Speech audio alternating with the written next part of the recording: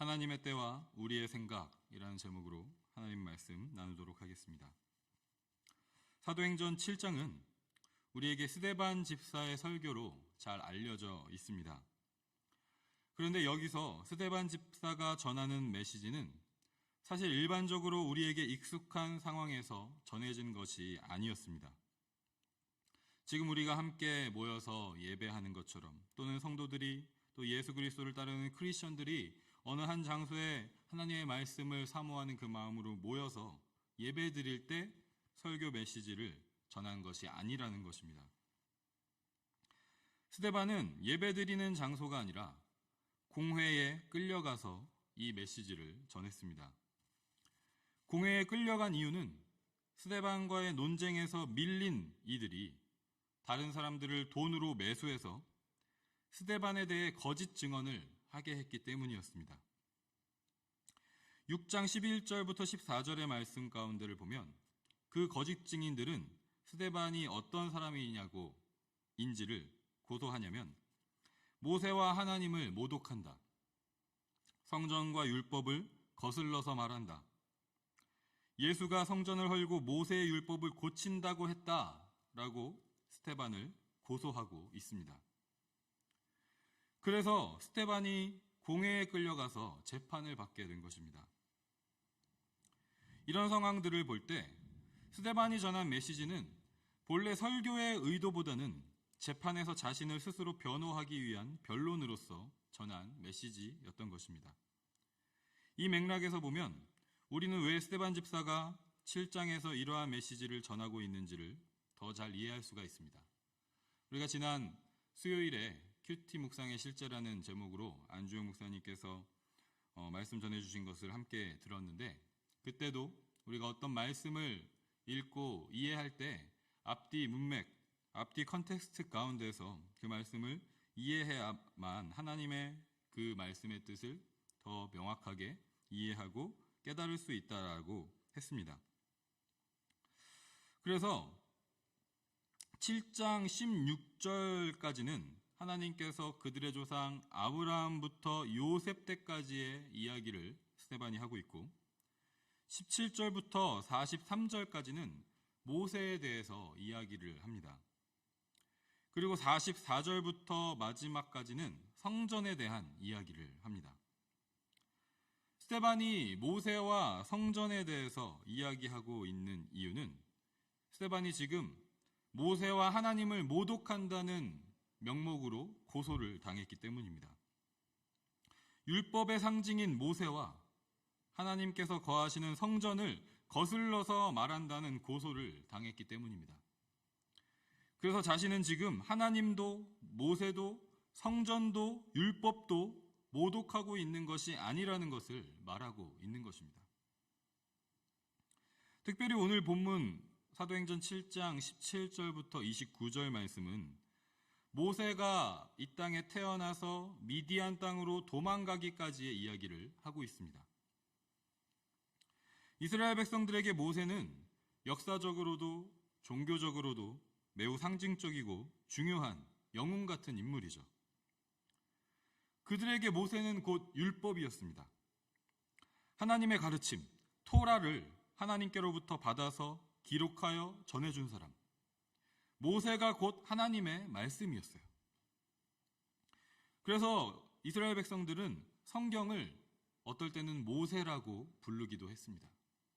우리가 모세와 선지자라는 표현이 신약 성경에 많이 나오는데, 이 모세와 선지자는 모세오경, 모세가 쓴 그 토라 말씀을 모세라는 인물로 그 성경 말씀을 부르고 선지자들의 글을 또 선지자라고 부르는 것을 볼 수가 있습니다.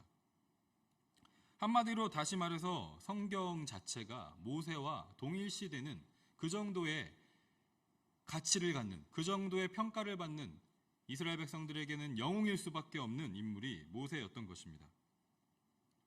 하지만 스데반은 오늘 본문에서 모세 또한 하나님 앞에서 연약한 한 사람일 뿐이라는 것을 이야기하고 있습니다. 모세가 연약한 한 사람일 뿐이라는 것은 하나님의 약속하신 때와 모세의 생각의 차이를 통해서 오늘 본문에서 드러납니다. 본문 17절에 하나님이 아브라함에게 약속하신 때가 가까우매 라고 시작합니다. 여기에 나오는 하나님의 약속에 대해서는 앞서 5절부터 8절까지에서 스데반이 먼저 자세하게 설명을 했습니다. 하나님의 약속은 이 땅, 바로 지금 공회에 모여있는 그들이 살고 있고 서 있는 그 땅을 아직 후손도 없었던 아브라함에게 하나님께서 너와 너의 후손에게 주겠다라고 하신 그 하나님의 약속을 말합니다. 그런데 땅을 주는 것 자체가 약속의 목적은 아니었습니다. 단지 그 땅에서 평안하고 잘 먹고 잘 살게 하는 것이 하나님이 그 약속을 주신 목적이 아니었던 것입니다. 그 땅에서 살기 전에는 거쳐야 할 단계들이 있었습니다.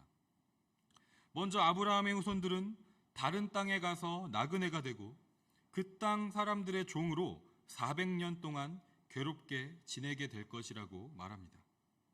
그리고 그 후에 하나님께서 그 나라를 심판하실 것이고 이스라엘 백성을 구원하실 것이라고 말씀하십니다. 그리고 나서 그들은 하나님께서 주시겠다고 약속하신 이 땅에 와서 하나님을 섬기고 예배하게 될 것이라고 말씀하셨습니다. 하나님은 이 약속을 반드시 이루실 것이라고 말씀하십니다. 그리고 그 약속의 증표로 할례를 받는 의식을 이스라엘 백성들에게 허락하셨죠. 그런데 지금 스데반이 이야기하고 있는 이 시점에서 그 약속하신 때가 가까이 온 것입니다. 처음 약속하신 후에 400년이 넘게 지났습니다. 이제 드디어 그 약속하신 때가 가까이 왔다고 말합니다. 그런데 모세가 태어난 그때가 약속하신 바로 그때는 아니었습니다. 그리고 모세가 40세가 된 때도 약속하신 바로 그때는 아니었습니다. 그런데 모세는 자신이 40세가 된 때, 그때가 바로 하나님이 약속하신 그때라고 생각했습니다. 본문 23절의 모세는 나이가 40이 되매 그 형제 이스라엘 자손을 돌볼 생각이 났다고 스데반은 말합니다. 그리고 25절에 이스라엘 백성들이 모세의 손을 통해서 하나님께서 그들을 구원해 주신다는 것을 깨닫고 알아서 모세를 인정해 줄 것이라고 생각했습니다. 표면적으로 볼 때 모세의 생각은 선하고 좋은 것이었습니다. 하지만 내면적으로는 모세 자신의 능한 말과 행동을 의지한 생각들이었습니다. 모세가 40년 동안 이집트 땅에서 배운 이집트의 지혜와 그 말과 능력을 의지한 생각이었던 것입니다. 27절에서 이스라엘 백성 중 한 사람이 모세에게 이렇게 말합니다. 누가 너를 관리와 재판장으로 우리 위에 세웠느냐?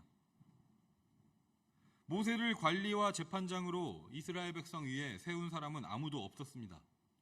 모세 스스로가 모세의 생각이 모세를 관리와 재판장으로 세운 것입니다.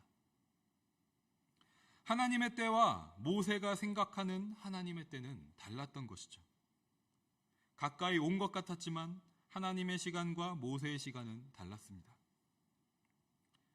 우리의 신앙 여정에도 이러한 차이를 경험하고 느낄 때가 많이 있습니다. 내 생각에는 하나님의 때가 가까이 온 것 같은데, 약속이 이루어질 때가 된 것 같은데 아직 아니라고 말씀하시는 때가 있습니다. 심지어 모세의 경우처럼 이후 40년 동안 침묵하시는 것과 같은 때가 있습니다.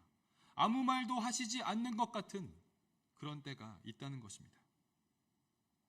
이런 상황 가운데서 하나님께서 우리에게 깨닫기를 원하시는 것들은 무엇일까요? 오늘 본문을 묵상하면서 세 가지를 깨닫게 되는 것 같습니다. 첫 번째는 이 모든 상황에도 불구하고 하나님의 약속은 반드시 이루어진다는 것을 깨닫는 것입니다. 우리 생각과 우리 기준에 더딘 것 같아도 하나님의 약속은 반드시 이루어진다는 것입니다. 중요한 것은 하나님께서 약속하신 내용이 무엇인가라는 것이죠. 하나님의 약속은 우리의 자아와 우리의 욕심과 욕망을 투영해낼 수 있는 종류의 것이 아니라는 것입니다. 하나님의 약속은 우리가 죄와 죽음의 종살이로부터 구원받아서 영원히 하나님만을 온전히 예배하는 존재가 되게 하시겠다는 것입니다. 하나님만 예배하고 섬기는 땅에서 우리를 살게 하시겠다는 것입니다. 하나님은 이 약속을 반드시 이루시는 분이심을 저와 여러분이 깨닫고 믿고 붙잡기를 하나님은 원하고 소망하고 계신 줄 믿습니다. 두 번째는 세우시는 분은 오직 하나님이시라는 것을 깨닫는 것입니다. 모세가 가진 능력으로, 모세의 생각으로 모세는 스스로 관리와 재판장이 될 수 없었습니다. 이스라엘 백성들을 구원하는 도구가 될 수 없었습니다. 아무도 그를 인정하지 않았습니다. 하지만 이후 40년이 더 흐른 후에 7장 35절 말씀처럼 이스라엘 백성들이 거절하던 모세를 하나님께서 가시나무 떨기 가운데서 보이던 천사의 손으로 관리와 속량하는 자로 세우시고 이스라엘 백성들에게 보내셨습니다. 이처럼 때가 되면 하나님께서 세우십니다. 그때가 언제냐? 하나님만 예배받으실 수 있는 때, 내가 드러나지 않고 나의 자아가 조금이라도 나타나지 않고 하나님만이 높임 받으시는, 하나님만 예배받으시는 그 약속의 목적이 온전히 성취될 때, 그때 하나님은 우리를 세우십니다. 마지막으로 세 번째는 우리는 약속의 때를 기다리며 일상을 살아가는 존재라는 것을 깨닫는 것입니다. 오늘 본문 마지막 29절 말씀에 기록된 것처럼 모세는 미디안 땅으로 도망하여 나그네로서 새로운 인생을 시작했습니다. 그리고 거기서 결혼하고 자녀를 낳고 주어진 일상의 삶을 살았습니다. 자신의 생각과는 달랐던 하나님의 때를 기다리면서 하루하루 주어진 삶을 살아갔습니다. 하나님께서 사람을 만드시고 창조 질서 가운데 주신 일들을 하면서 살았습니다. 일하고 먹고 자고 자녀를 낳고 양육하고 가정을 돌보면서 살았습니다. 대단할 것이 없어 보이지만 일상보다 더 중요하고 거룩한 것은 없는 것입니다. 하나님께서 허락하신 하루하루를 하나님의 주인 되심을 고백하며 살아가는 것, 겉으로 보기에 대단한 사명을 감당하는 것 같지 않아도 그렇게 보내신 자리에서 매 순간을 하나님과 동행하는 것보다 더 거룩한 삶은 없는 것입니다. 모세는 자신의 생각과 달랐던 하나님의 때를 기다리면서 심지어 하나님의 말씀이 닫혀 있는 것 같은 침묵의 시간과 같은 40년의 시간을 보내면서 자신에게 맡겨진 새로운 삶의 일상을 주어진 대로 순간순간을 하나님과 동행하는 그 삶을 살아갔습니다. 오늘 우리가 이 말씀을 통해서 이 세 가지를 다시 한번 기억하고 깨닫기를 소망합니다. 하나님은 우리가 하나님의 약속을 붙들기를 원하십니다. 반드시 하나님만 예배하는 존재로 우리를 이끌어 가실 것이라는 그 약속의 말씀을 굳게 붙잡기를 원하십니다. 때가 되면 하나님께서 우리를 세우실 것을 믿기를 원하십니다. 그때까지 주어진 일상을 거룩한 하나님의 백성답게 살아가기를 원하십니다. 이 아침에 다시 한번 결단하며 이 세 가지 하나님께서 우리에게 원하시는 그 소원을, 우리를 향한 하나님의 그 소원을 다시 한번 붙잡고 주 앞에 간절한 마음으로 나아가는 저와 여러분이 되기를, 우리 모든 에드몬튼 하인장로교회 공동체가 되기를 주님의 이름으로 간절히 소망하고 축복합니다.